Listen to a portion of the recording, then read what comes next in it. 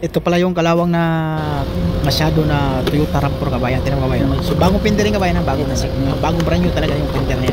So okay na, naisitin na natin kasi yung kaya kasi wala sa ayos yung si alignment niya. Yung sa fender, malayo yung mga distansya na importante rin kasi yung kabayan. Mga tulad nito kabayan, importante yan. Yung clearance niya. Importante yan. So ito yung luma na niya fender. Yan, bangga din yan siya kabayan ha. May mga tama din yan. Tapos yung isa naman bulok na kasi luma na.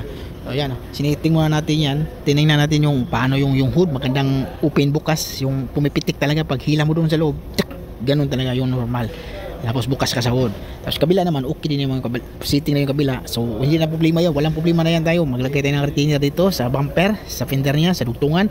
So yung headlight okay na yan, hindi ka na kabado pag ganyan yung sitting na. Okay?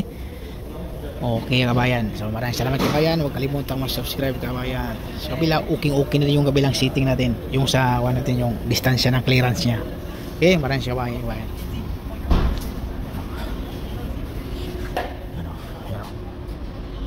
Napaka-importante yan. Maliit na bagay yan pero importante yan. Okay, maraming salamat kabayan.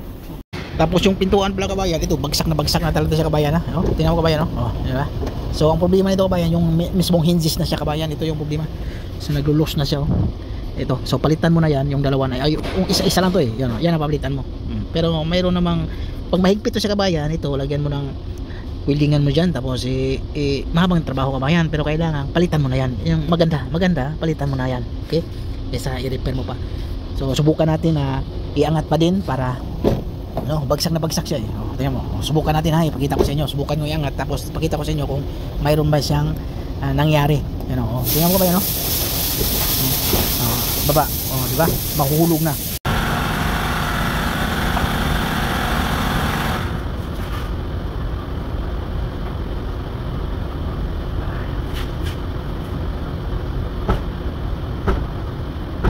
Umipikto siya kabayan no, umipikto pero kailangan pa rin palitan yan. Tingnan mo kabayan no, di ba?